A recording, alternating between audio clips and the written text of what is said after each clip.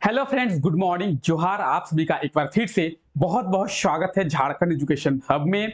आज है 9 सितंबर, तो आप लोग 9 सितंबर के झारखंड के करंट अफेयर्स के इस क्लास में हैं और आज के इस क्लास में हम लोग झारखंड के करंट अफेयर्स के बारे में देखने वाले हैं। हालांकि इस क्लास की अगर बात की जाए तो इस क्लास में हम लोग डेली झारखंड के करंट अफेयर्स के बारे में देखते हैं और झारखंड में क्या कुछ हो रहा होता है, झारखंड में क्या कुछ चल रहा होता है, उसके बारे में इस क्लास के थ्रू समझने का प्रयास करते हैं। तो आइए क्लास को शुरू करते हैं और झारखंड के करंट अफेयर्स के बारे में देखते हैं, झारखंड के करंट अफेयर्स के बारे में प्रॉपर डिटेल में डिस्कस करते हैं। अगर इस क्लास की बात की जाए तो ये क्लास रोजाना होती है, डेली सुबह 5 बजे ये क्लास होती है। तो डेली सुबह 5 बजे जुड़ना ना भूले मेरे साथ में इस क्लास में और झारखंड के करंट अफेयर्स के बारे में समझने की कोशिश करें, ठीक है। और आज के इस क्लास में हम लोग जितने भी करंट अफेयर्स के बारे में देखेंगे, जितने भी करंट अफेयर्स के बारे में जानेंगे, उसका प्रॉपर आपको पीडीएफ मिलेगा। लेकिन पीडीएफ आपको मिलेगा कहां पे? तो पीडीएफ आपको हमारे टेलीग्राम चैनल पे मिलेगा। अगर बात करेंगे टेलीग्राम चैनल की तो झारखंड एजुकेशन हब के नाम से ही आपको टेलीग्राम चैनल मिलेगा और इस क्लास के नीचे आप जब डिस्क्रिप्शन में जाएंगे तो आपको टेलीग्राम चैनल का लिंक दिया हुआ मिल जाएगा।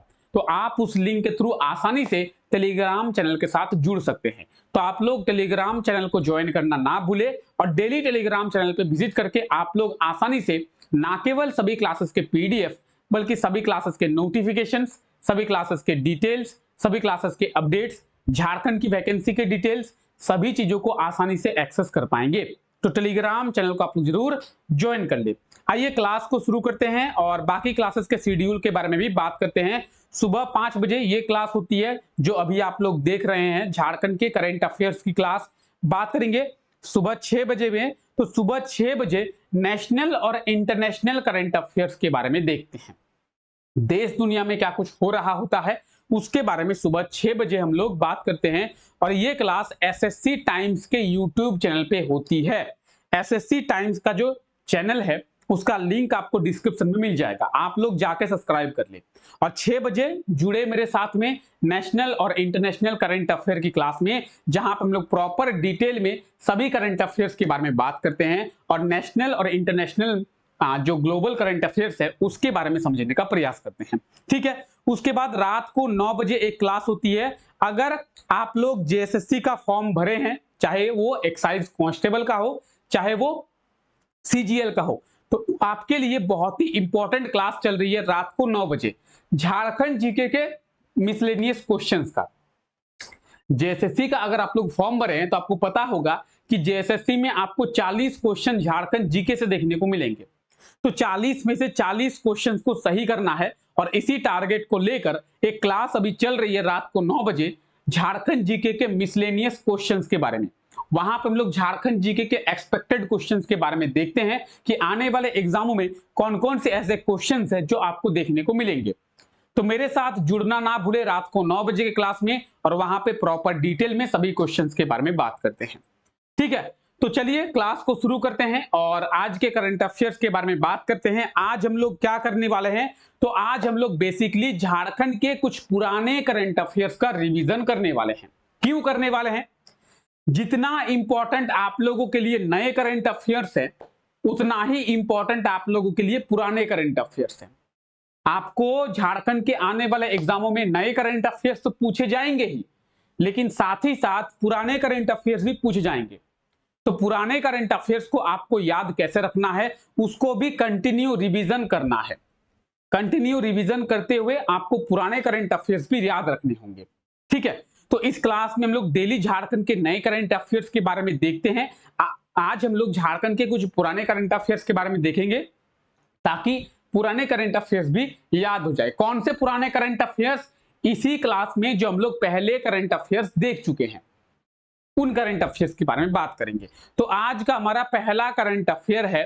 अब देखिए, जो लोग नए हैं उनके लिए तो नया क्वेश्चन है, उनके लिए नया करंट अफेयर है, लेकिन जो लोग पुराने हैं उनके लिए आज का क्लास रिवीजन का क्लास होने वाला है। और जो लोग नए हैं उनको तो प्रॉपर कुछ ना कुछ नया देखने को मिलेगा। तो झारखंड के किस एजुकेशनल इंस्टीट्यूट की सुरभि ने फॉरेस्ट टेक को डेवलप किया है? क्या होगा इसका सही आंसर? फॉरेस्ट टेक को झारखंड के किस एजुकेशनल इंस्टीट्यूट की सुरभि के द्वारा डेवलप किया गया है? तो सबसे पहला पॉइंट आता है कि ये फॉरेस्ट टेक क्या है। फॉरेस्ट टेक, सुरभि के बारे में भी बात करेंगे। सबसे पहले बात करते हैं फॉरेस्ट टेक क्या है। फॉरेस्ट टेक का मतलब है फॉरेस्ट टेक्नोलॉजी। क्या मतलब है? Forest technology. क्या है ये फॉरेस्ट टेक्नोलॉजी? इस फॉरेस्ट टेक्नोलॉजी के माध्यम से झारखंड में जंगल कितने बढ़े हैं या फिर झारखंड में जंगल कितना कम हुआ है, पहले झारखंड में कितना जंगल था, अभी झारखंड में जंगल की स्थिति क्या है, भारत में जंगल की स्थिति क्या है, भारत में जंगल बढ़े हैं या फिर जंगल घटे हैं, जंगल में आग लगी है या फिर जंगल में क्या हो रहा है, तो जंगलों के बारे में जानकारी ले सकते हैं। फॉरेस्ट का मतलब ये है जंगल। कैसे लेंगे? सैटेलाइट के माध्यम से। सैटेलाइट के माध्यम से जंगलों की स्थिति के बारे में पता लगा सकते हैं इस फॉरेस्ट टेक यानी फॉरेस्ट टेक्नोलॉजी के माध्यम से। किसके द्वारा ये डेवलप किया गया है? सुरभि के द्वारा ये डेवलप किया गया है। अब सुरभि कहां की रहने वाली है? तो सुरभि रांची की रहने वाली है। और कहां पे पढ़ती है? कौन से एजुकेशनल इंस्टीट्यूट में? तो बीआईटी मेसरा की रिसर्चर है। कौन? सुरभि। ऑप्शन की बात करेंगे, ऑप्शन बी इसका बिल्कुल सही आंसर हो जाएगा, बीआईटी मेसरा। बीआईटी मेसरा की रिसर्चर है सुरभि और इनके द्वारा फॉरेस्ट टेक यानी फॉरेस्ट टेक्नोलॉजी को डेवलप किया गया है। ठीक है, तो देखिए यहां पे क्या होगा, बीआईटी मेसरा की रिसर्चर सुमेधा सुरभि सिंह इनका नाम है पूरा, सुमेधा सुरभि सिंह। इन्होंने फॉरेस्ट टेक यानी फॉरेस्ट टेक्नोलॉजी को विकसित किया है और इसके जरिए वनों के बदलते स्वरूप का पता लगाया जा सकता है। सैटेलाइट के माध्यम से वनों के, जंगलों के जो बदलते स्वरूप है उनका पता लगाया जा सकता है। ठीक है, तो आप ये देख सकते हैं, आर्टिकल भी आप लोग देख सकते हैं। बीआईटी मेसरा की रिसर्चर है कौन? सुरभि, और इन्होंने फॉरेस्ट टेक को डेवलप किया है। ठीक है, तो क्या है फॉरेस्ट टेक, झारखंड की किस एजुकेशनल इंस्टीट्यूट की रिसर्चर है, ये क्या काम करता है, सभी चीजों के बारे में डिटेल में बात की। अगर आपको और भी डिटेल में जानना है तो आप इस आर्टिकल को पढ़ लें। इस आर्टिकल में आपको और ज्यादा डिटेल में बता दिया गया है और मेरे द्वारा भी आपको बहुत ही डिटेल में अच्छे से समझाया गया है कि फॉरेस्ट टेक क्या है। आइए आगे देखते हैं। बीआईटी मेसरा, तो ये है बीआईटी मेसरा, ये कहां पे है? रांची में स्थित है। बीआईटी मेसरा, मेसरा एक जगह है तो ये हो गया मेसरा। जैसे आईआईटी आईएसएम धनबाद, धनबाद क्या है? एक जगह है। तो उस तरीके से मेसरा रांची में एक जगह है। बीआईटी का फुल फॉर्म क्या है? Birla institute of technology. क्या है? Birla institute of technology. 1955 में इस बीआईटी मेसरा की स्थापना जो है वो किया गया था। इस चीज को आप लोग याद रखेंगे। ठीक है, आइए, हाल ही में फाइनेंशियल ईयर 2022-23 के लिए झारखंड विधानसभा में कितने रुपए का तीसरा अनुपूरक बजट जो है वो पेश हुआ है? तो बात करेंगे हम लोग झारखंड असेंबली की, झारखंड विधानसभा की।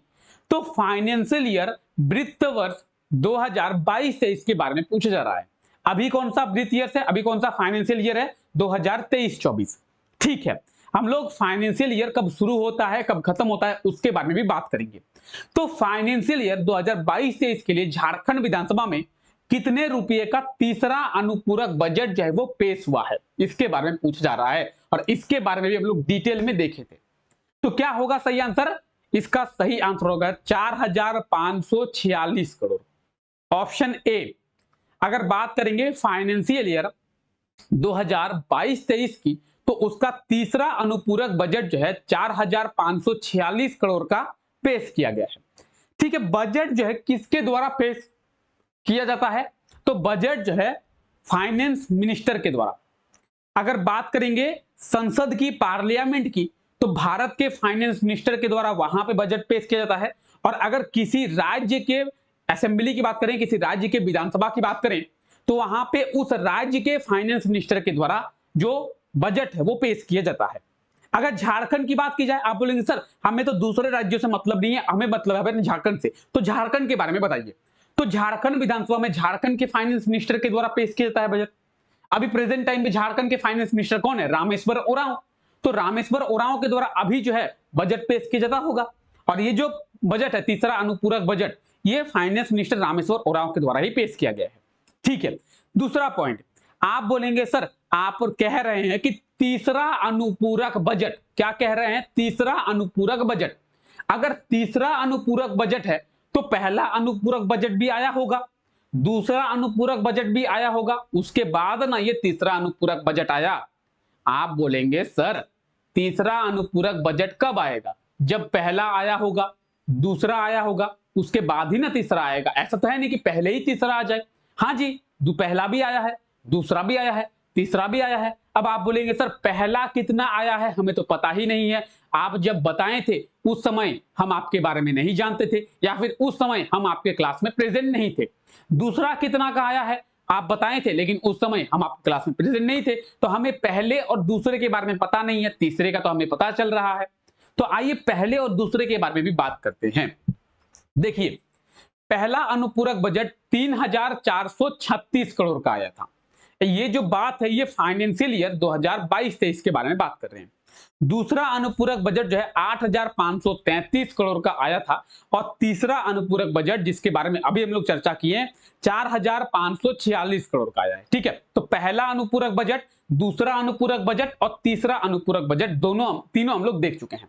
ठीक है, दूसरी बात क्या आती है कि आप बोल रहे हैं सर फाइनेंशियल ईयर वित्त वर्ष। सर है कि ये वित्त वर्ष, और कब ये शुरू होता है?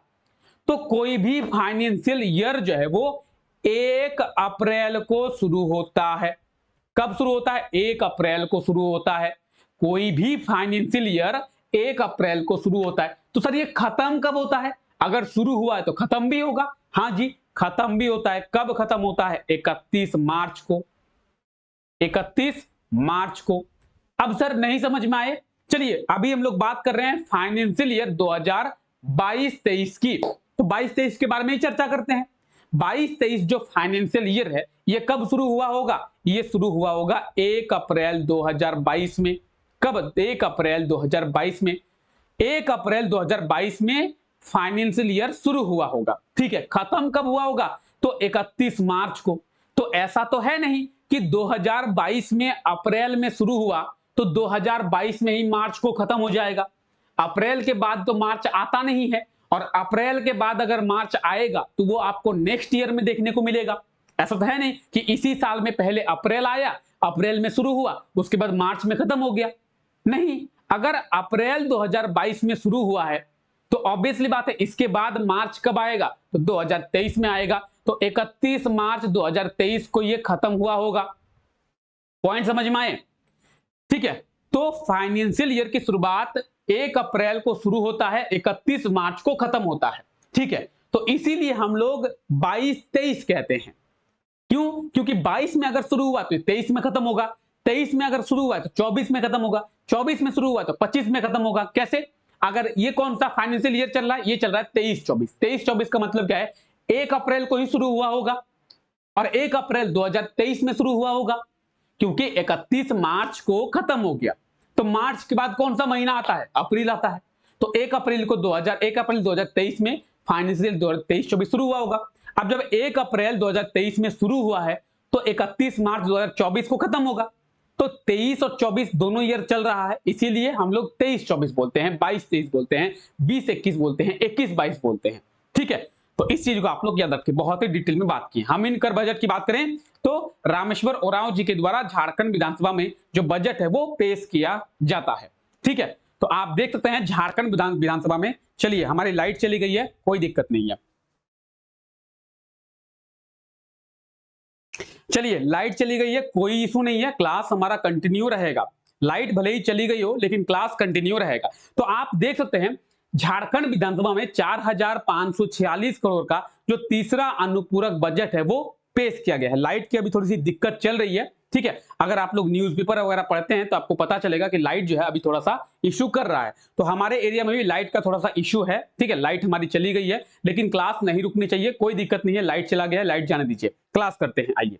ठीक है, अगला हमारा करंट अफेयर है। हाल ही में झारखंड सरकार के द्वारा ओलंपिक में अगर कोई गोल्ड मेडल प्राप्त करता हो तो उसको कितनी पुरस्कार राशि दी जाएगी?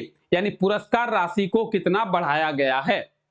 झारखंड सरकार अब तक अगर झारखंड का कोई खिलाड़ी ओलंपिक में क्या करता था, ओलंपिक में गोल्ड मेडल प्राप्त करता था, जिस तरीके से आप लोग अभी देखें कि टोक्यो ओलंपिक में नीरज सिन्हा ने गोल्ड मेडल प्राप्त किया, ठीक है, सॉरी नीरज चोपड़ा, नीरज सिन्हा बोल रहे हैं, ठीक है, नीरज सिन्हा हमारे डीजीपी थे, ठीक है। तो टोक्यो ओलंपिक में नीरज चोपड़ा ने गोल्ड मेडल प्राप्त किया।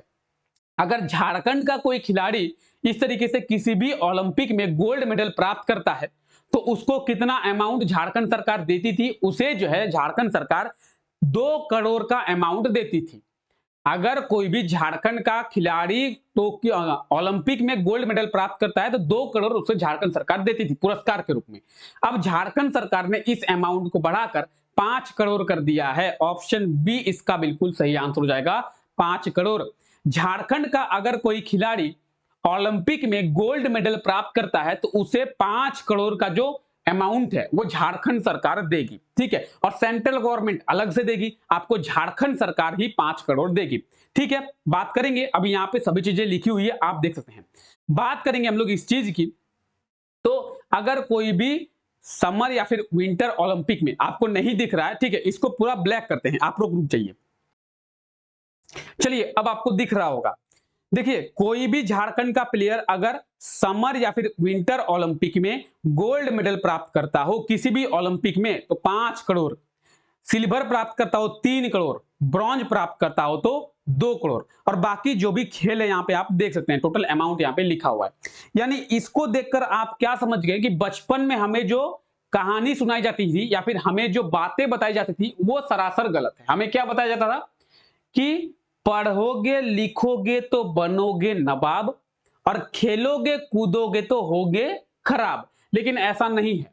पढ़ोगे लिखोगे तो होंगे खराब, क्योंकि पढ़ लिख कर नौकरी नहीं मिल रही है, पढ़ लिख कर नौकरी तो मिलने से रही, लेकिन खेलने कूदने से अच्छा अमाउंट जो है वो मिल जा रहा है। अगर अभी बोलना ये चाहिए कि पढ़ोगे लिखोगे तो हो रहोगे बेरोजगार, खेलोगे कूदोगे तो बनोगे नवाब, ठीक है। खेलेंगे कूदेंगे तो आपको अच्छा अच्छा अमाउंट मिलेगा, 5 करोड़ 3 करोड़ 2 करोड़, मतलब आपकी लाइफ सेटल हो जाए इतना पैसा आपको मिल जाएगा। और ये झारखंड सरकार देगी, सेंट्रल गवर्नमेंट अलग से देगी, आपको जो ऐड करवाया जाएगा, बड़ी बड़ी कंपनी आपको ऐड के लिए सिलेक्ट करेगी, उसका पेमेंट अलग से मिलेगा, यानी आपकी जिंदगी सुधर जाएगी, इतना पैसा आपको मिल जाएगा कि आप एकदम मजे से अपनी जिंदगी को स्पेंड कर सकें, ठीक है। तो कैसे होगा ये, खेल कूद कर और पढ़ लिख कर बेरोजगार, पढ़ लिख कर कुछ नहीं मिलेगा, ठीक है।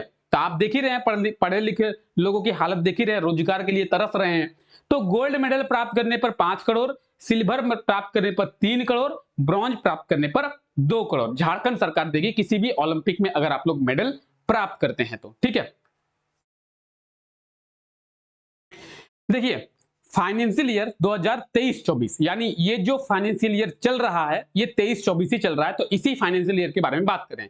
फाइनेंशियल ईयर 2023-24 में झारखंड विधानसभा में, झारखंड असेंबली में कितने रुपए का बजट जो है वो पेश किया गया है, यानी इस बार का झारखंड का बजट कितना है, ये बोला गया है कि इस बार का झारखंड का जो बजट है वो कितना है। तो झारखंड का बजट कितना है, झारखंड का बजट है 1,16,418 करोड़ का। कितना है, 1,16,418 करोड़ का। ऑप्शन की बात करेंगे, ऑप्शन ए जो है इसका बिल्कुल सही आंसर हो जाएगा। झारखंड सरकार के द्वारा इस बार बजट कितना लाया गया है, बजट कितना पेश किया गया है, तो 1,16,418 करोड़ का जो बजट है झारखंड सरकार के द्वारा पेश किया गया है, ठीक है। तो बाकी अभी आपको सभी चीजें बताएं कि झारखंड में बजट किसके द्वारा पेश होता है, फाइनेंशियल ईयर कब शुरू होता है कब खत्म होता है, सभी चीजों के बारे में बात की।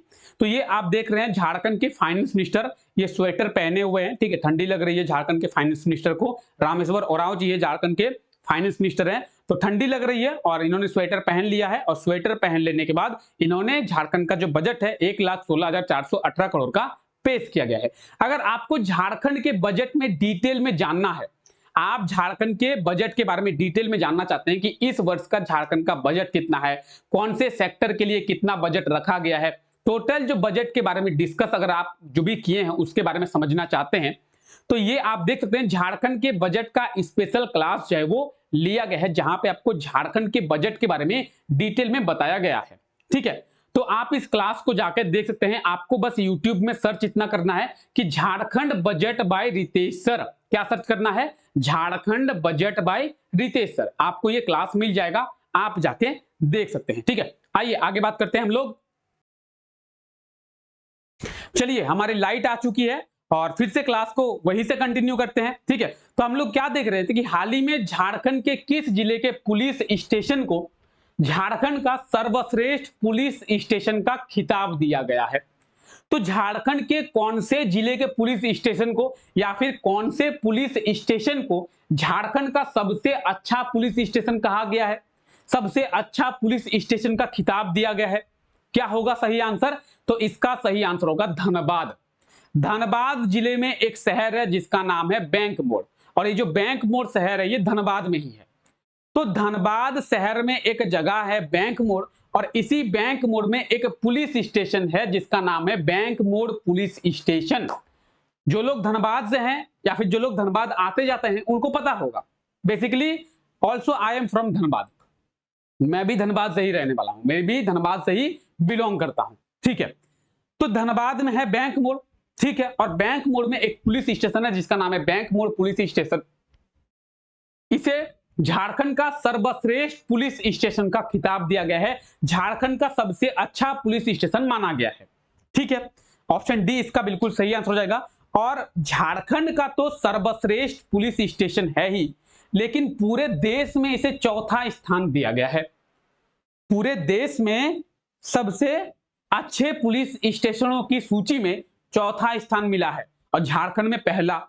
तो कौन सा पुलिस स्टेशन है भाई? ये देखिए, ये है बैंक मोड़ पुलिस स्टेशन, और ये कहां पे? ये है धनबाद में है। ठीक है, ये आपको धनबाद में देखने को मिलेगा, और ये झारखंड का सबसे अच्छा पुलिस स्टेशन। धनबाद कहां पे है मैप में? ये है मैप में धनबाद। धनबाद की स्थापना 1956 में किया गया था। कब किया गया था? 1956 में। 1956 में धनबाद जिले की स्थापना किया गया था। तो इस चीज को आप लोग याद रखेंगे। ठीक है, चलिए आइए आगे बात करते हैं। तो आज का क्लास यहीं तक था। मजा आया आप लोगों को क्लास में? कैसा लगा क्लास जल्दी से बता देंगे एक बार। सभी करंट अफेयर्स आपको अच्छे से समझ में आया?